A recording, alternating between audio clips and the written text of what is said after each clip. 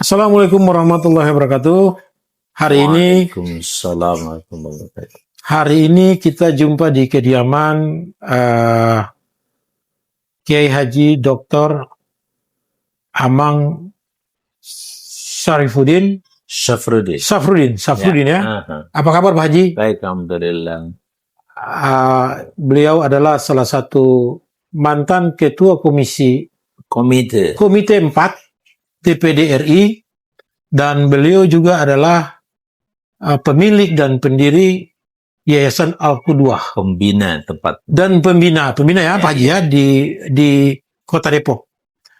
Alhamdulillah hari ini kita bertemu dengan beliau dan beliau sudah purna tugas di DPD RI. Hari ini kami akan berbicara tentang mengenai 11 juta rakyat yang menjadi peserta BPJS PBI itu dinonaktifkan. Kita akan bertanya kepada beliau mengenai bagaimana anggaran atau bagaimana sikap pemerintah pada saat beliau menjabat, dan hari ini ketika beliau sudah menjabat dan ada kebijakan dari Menteri Sosial mengenai dinonaktifnya 11 peserta BPJS PBI. Bagaimana Pak Haji Amang, pendapat Pak Haji mengenai anggaran pemerintah tentang BPJS ini? Kenapa kok bisa dihentikan padahal selama Pak Haji menjabat itu fine-fine saja gitu. Pemerintah begitu care dengan dunia pendidikan, pemerintah begitu care dengan dunia kesehatan, tapi hari ini kenapa sampai bisa kesehatan itu benar-benar berada di titik yang darurat ya, rakyat darurat sekali. Titik nadir, kok sampai bisa dihentikan. Dan katanya Anda nanti akan dinonaktifkan lagi sekitar April 2026. Bagaimana pendapat Pak Haji? Ya, Assalamualaikum warahmatullahi wabarakatuh, Bang Deddy. Waalaikumsalam warahmatullahi wabarakatuh. Undangan podcast ini, dan saya pikir ini sesuatu yang sangat baik untuk kita sama-sama berkontribusi ya, menyumbangkan pemikiran kepada bangsa maupun negara yang kita cintai, karena tanpa keterbukaan seperti ini ya kita tidak ingin negara kita juga terpuruk atau hancur karena merasa diri segala sesuatunya sudah benar. Kami juga mencoba bersikap objektif dalam memahami persoalan kebangsaan. Kritik ini bukan sebuah kritik destruktif atau menghancurkan, justru kita mencari titik terang dan coba pandangan-pandangan rakyat. Seperti saya saat ini sudah ya tentu tidak lagi disebut sebagai pejabat negara ya. Waktu saya di DPD kan biasa disebut dengan pejabat negara begitu ya. Alhamdulillah saya sekarang sudah jadi kembali rakyat biasa dan merasakan denyut jantung persoalan dan problematika rakyat ini yang kalau dahulu sekalipun kita mendengar problematika dari rakyat dan masyarakat, ya kerap kali masih ada dalam bayang-bayang ketertutupan berbagai macam fasilitas yang kami dapatkan dari DPD RI.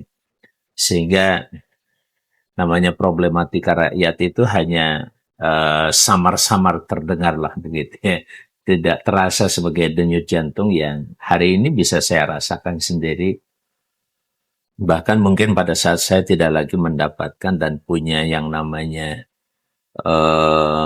asuransi ya.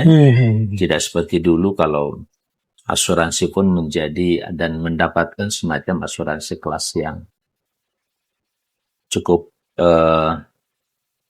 terbaik lah, atau VVIP bahasanya. Kalau sekarang pada saat saya tidak lagi menjabat dan asuransi juga sudah dicabut, ya tentu saya sama dengan masyarakat pada umumnya untuk merasakan persoalan PBI atau penerima bantuan iuran itu. Ya. Yang saya melihat kebijakan ini jelas sangat-sangat diskriminatif ya.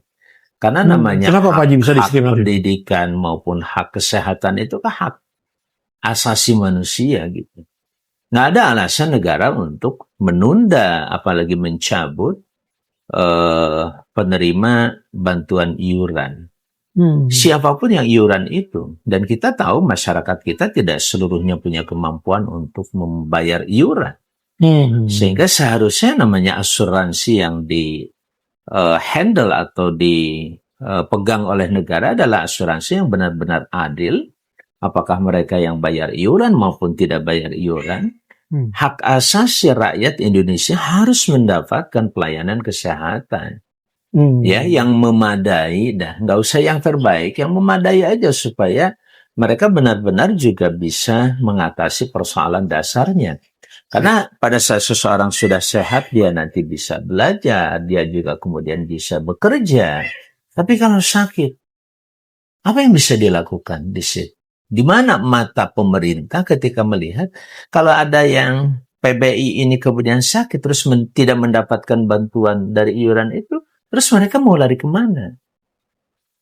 Ya, jangan dihitung 3 bulan atau berapa bulan, sehari saja dihentikan itu sudah.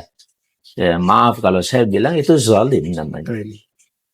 Pak Haji, pada saat menjabat sebagai salah satu ketua di DPD RI, ya, itu ada fasilitas, ada semacam anekdot, ada semacam isu yang menyatakan bahwa di rumah sakit itu pejabat-pejabat pemerintah itu seperti misalnya DPRD, DPRI, terus DPD, pemerintah, Kapolres, Kapolda maupun pejabat pemerintah lainnya itu punya kamar tersendiri di rumah sakit. Persis, ya. Punya kamar. Apakah itu benar, Pak Haji? Artinya ketika itu harus sebenarnya bukan kamar tersendiri, tapi kelasnya aja memang yang disediakan oleh pihak pemerintah juga dengan kelas yang terbaik ya, seperti VIP dan lain sebagainya. Pelayanan itu buat saya sesuatu yang wajar-wajar saja untuk mempersiapkan pejabat negara ini atau pegawai negara itu supaya benar-benar siap dalam bekerja gitu. Tapi artinya kalau kesehatannya diperhatikan sampai ke kelas VIP tapi kinerjanya buruk, itu kan sudah mengkhianati negara gitu ya. Privilege itu diberikan kepada pejabat negara atau kepada keluarganya? Artinya gini, termasuk semua rumah sakit di-prepare untuk, ada beberapa rumah sakit ada semacam MOU karena kan rumah sakit itu kan disubsidi oleh pemerintah. Apakah sebagian rumah sakit itu dikasih privilege bahwa ini adalah DPD, inilah DPRI, bagi mereka dan keluarganya apabila ada yang sakit harus dilayani segala macam, sehingga kamar itu harus tetap standby untuk mereka. Itu benar betul. Ada seperti itu. Ya, walaupun tidak spesifik dalam pengertian dikosongkan. Gitu. Dikosongkan. Kalau ada nanti pejabat negara yang datang baru diisi, enggak juga. Ya, tetap kamar-kamar itu tetap dijual buat siapapun, digunakan untuk siapapun. Hanya saja perlakuan terhadap pejabat negara itu lebih prioritas gitu. Lebih prioritas. Baik pusat maupun daerah ya, Haji ya. Sehingga nggak ada bahasa, nggak ada kamar, kamarnya sudah penuh. Kalau buat pejabat tuh nggak ada cerita yang kayak gitu. Selalu ada. Gitu ya. Terutama kelas-kelas yang tadi saya bilang, yang masuk pada kelas yang VVIP ya, very very important personal itu istilah. Baik. Yang dialami masyarakat, Pak Haji, pada saat mereka berobat itu sebelum kepesertaannya dinonaktifkan ya. Yang sering terjadi. Yang jelas gini Pak Deddy, saya juga belum dapat referensi apa alasan pemerintah memberhentikan itu semuanya.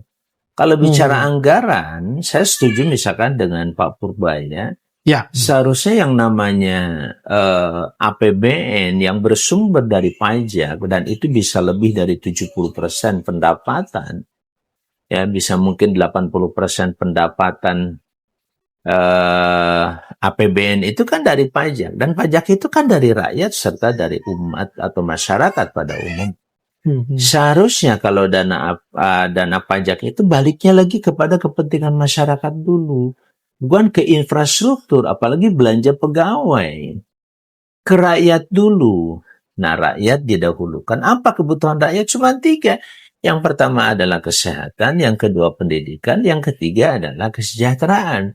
Dan kesejahteraan itu pun bisa dilakukan melalui pengembangan usaha-usaha kayak UMKM. Itu sudah cukup bagus sebenarnya. Nah, bayangkan kalau anggaran APBN itu misalkan, yang sudah pasti sekarang 20% itu kan untuk pendidikan. 20%, kalau 20% juga ditambah untuk kesehatan, sehingga terjamin kesehatan seluruh rakyat Indonesia. Kemudian 20% lagi adalah untuk pengembangan ekonomi rakyat dan masyarakat. Itu baru 60%. 40%-nya silahkan gunakan untuk belanja pegawai. Untuk yang sifatnya operasional dalam kepentingan membangun negara ini. Nah, infrastruktur jangan gunakan yang bersumber dari pajak. Tapi gunakan yang bersumber dari sumber daya alam Indonesia yang kaya raya. Kemanakan gitu. Mestinya itu yang digunakan untuk infrastruktur, membangun apapun, jembatan dan lain sebagainya. Gunakan dana itu. Pertanyaannya sekarang, siapa yang menikmati dana sumber daya alam Indonesia itu? Terus negara di mana? Masa negara hanya mendapatkan pajaknya atau semacam bagi hasil yang sangat kecil sekali? Ada satu orang yang tiap hari bisa dapat 1 triliun loh, Mbak. Satu hari bisa dapat 1 triliun. Pejabat? Penguasa? Ya, pengusaha lah. 1 triliun, 1 triliun. Katakanlah per bulan 1 triliun. Dia dapat keuntungan 12 triliun dalam 1 tahun. Buat pribadi, buat keluarganya, buat kelompok yang ada di sekitar dia. Sementara kotaknya saja tempat dia tinggal di situ, nggak sampai punya 12 triliun dalam 1 bulan. Dalam 1 tempat tahun. Dia mencari nafkah di situ. Iya. Padahal ada pengusaha yang sampai seperti itu. Itu baru 1 pengusaha. Dan banyak pengusaha yang dapat penghasilan dari barang tambang tadi, tambang emas, perak, kemudian nikel dan lain sebagainya, belum lagi gas dan lain sebagainya.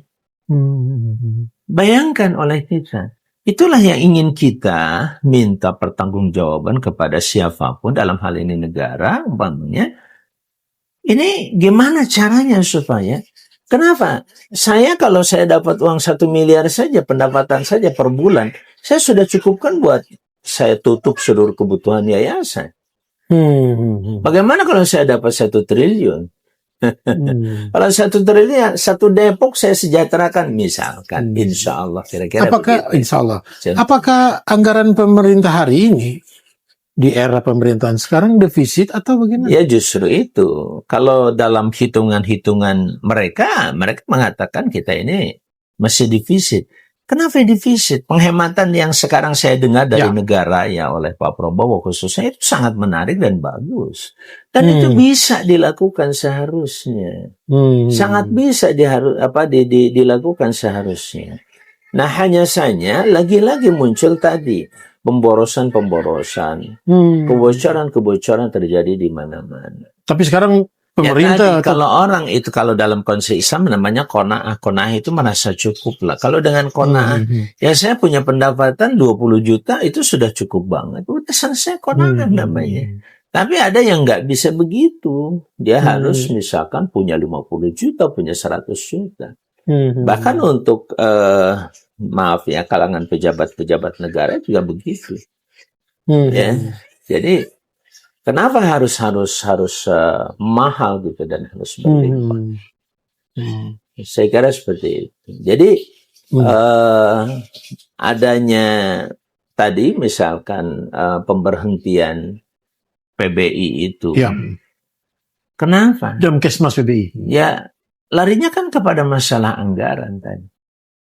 Makanya saya katakan kalau anggaran pemerintah itu bisa sampai 10% saja untuk kesehatan, itu sangat-sangat membantu sekali. Bukan lagi membantu, mampu mengatasi persoalan dengan sebaik-baiknya. Baik.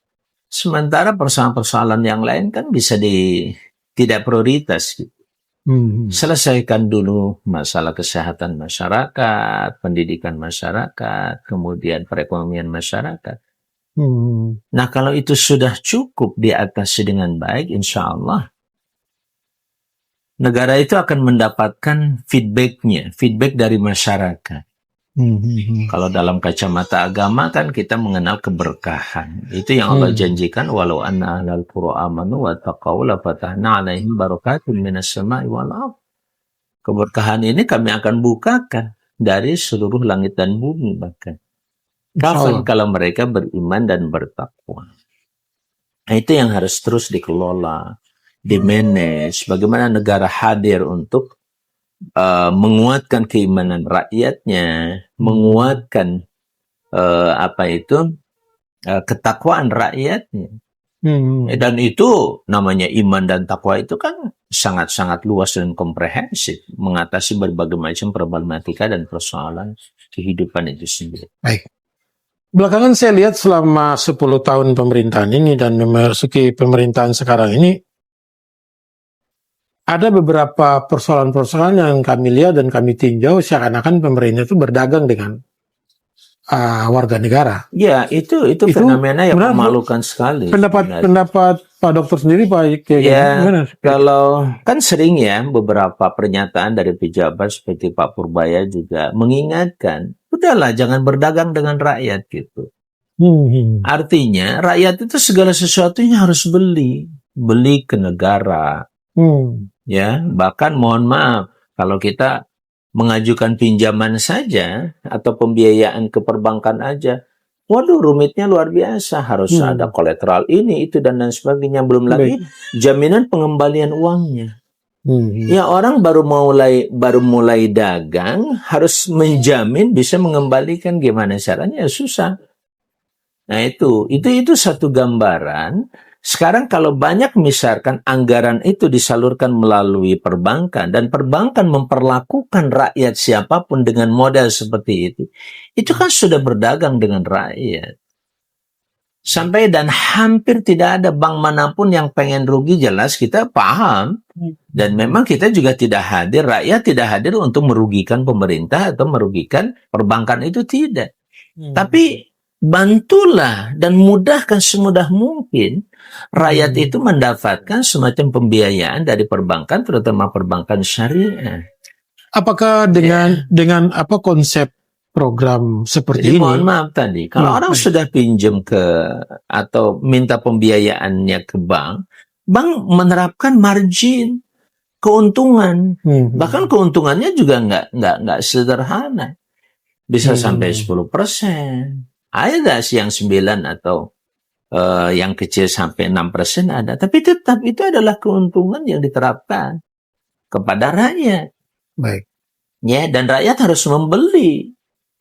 Apa ya dengan adanya fenomena selama 10 tahun ini yang kita lihat terkesan ada jual beli antara pemerintah dan rakyat. Ini apa memang Indonesia sudah berada di tepi jurang, titik nadir atau bagaimana Pak Haji? Ya, saya pikir sadar tidak sadar memang itu sebuah fenomena yang menggambarkan titik terendah kita dalam memperlakukan rakyat dan masyarakat ini. Bayangkan rakyat dan masyarakat ya diposisikan sebagai pembeli gitu. Ya, saya tidak bisa menikmati listrik ini kecuali saya harus bayar. Kalau saya nggak bayar, dimatikan ini listrik. Nah, kalau sudah bahasa begitu kan sudah bahasa rakyat itu nggak ada cerita bisa menikmati rakyat kecuali dia harus beli. Pertanyaannya, listrik ini punya siapa? Perusahaannya kan bukanlah milik negara. Dan itu bisa dibiayai oleh negara dengan cara yang jauh lebih elegan, lebih adil, dan lebih betul-betul bisa merasakan denyut jantung persoalan dan problematika rakyat itu sendiri, masalah. Itu. Dan itu, walaupun dulu saya di DPD, saya sering mendengar, ya kemudian menyampaikan aspirasi ini kepada stakeholder yang berkepentingan, yang menangani persoalan itu, misalkan tentang kelistrikan, saya bicara dengan PLN. Baik. Tapi ya, kebijakan tetap kebijakan. Apalagi DPD waktu itu sampai hari ini juga kan tidak punya kewenangan yang lebih kecuali hanya ikut serta membahas. Baik. Ya, dia tidak bisa membuat undang-undang. Padahal pembentukan undang-undang itu sangat penting untuk bisa betul-betul mengontrol suatu kebijakan tertentu. Itu persoalan. Apa harapan Pak Dokter sendiri mengenai dihentikannya atau dinonaktifnya 11 juta peserta BPJS PBI. Apa harapan dan Harapan saya, Mas Yandi, kalau sampaikan, harapan saya dan himbauan saya, janganlah. Ini masalah apa itu, hak asasi manusia, masalah hajat manusia yang paling mendasar. yang diatur oleh konstitusi ya? Iya, yang diatur oleh konstitusi, dan konstitusi jelas-jelas sangat melindungi kepentingan rakyat ini, terutama kesehatan. Kalau kesehatan itu kan masalahnya dengan kematian. Kalau pendidikan masalahnya dengan kebodohan. Ya, dua-duanya juga bencana buat kehidupan suatu bangsa begitu. Kalau Ya, kalau kondisi masyarakat, terutama yang tadi sebagai PBI itu, ya si penerima bantuan iuran itu dihentikan, terus gimana? Dari mana dia bisa kalau sekarang sakit di tengah-tengah pencabutan atau penghentian ini? Apa yang bisa dilakukan oleh dia? Dia mau lari kemana? angka kematian sama kemiskinan bisa jadi malah menganga ya, meskipun lebar. Bukan lagi menganga, sudah terjadi semacam jurang yang begitu mengkhawatirkan. Luar biasa. Baik. Ya, dan saya pikir ini cuman kembali kepada masalah manajemen keuangan yang baik aja. Mana yang harus diprioritaskan, mana yang tidak. Baik. Jangan asyik kita membangun, tapi rakyatnya nggak ngerti. Rakyatnya tidak bisa menikmati hasil pembangunan itu sendiri. Berapa persen yang bisa menikmati jalan tol? Tidak banyak. Ya. Dan sekarang jalan tol juga benar nggak itu jalan tol milik pemerintah? Nyatanya enggak. Rata-rata jalan tol sekarang milik swasta dan kita harus bayar lagi. Masuk jalan tol juga harus bayar. Dan itu nggak murah pembayaran itu sendiri. Nah, saya pikir harapan tetap harus kita bangun dan harus ada senantiasa ya Pak Deddy. Harus ada keadilan. Harapan untuk adanya keadilan sampai kepada adanya penanganan masalah-masalah seperti ini insya Allah. Dan kita butuh pemimpin yang benar-benar jujur. Pemimpin yang benar-benar memiliki hati nurani dan integritas untuk mengedepankan dan mendahulukan kepentingan rakyat. Baik. Ya, walaupun kita sadar dikelilingi itu sang pemimpin itu oleh orang-orang yang kadang-kadang kita nggak tahu. Ya, ada yang datang untuk kepentingan, sama dengan pengusaha juga begitu. Ya, seringkali dikelilingi oleh orang-orang yang tidak paham persoalan, bahkan ya hanya menjilat, itu yang paling berbahaya. Oke. Saya kira terima kasih waktunya Pak Haji, dan pemirsa kita sudah lihat sendiri bahwa apa yang telah disampaikan oleh Kiai Haji Dr. Amang Syarifudin ini menjadi pengalaman yang berharga dan bisa menjadi harapan kita bersama, bisa menjadi masukan untuk pemerintah agar kita lebih wise dalam membuat satu kebijakan yang berkeadilan bagi rakyat. Terima kasih podcast Timbangan. Wassalamualaikum warahmatullahi wabarakatuh. Assalamualaikum warahmatullahi wabarakatuh.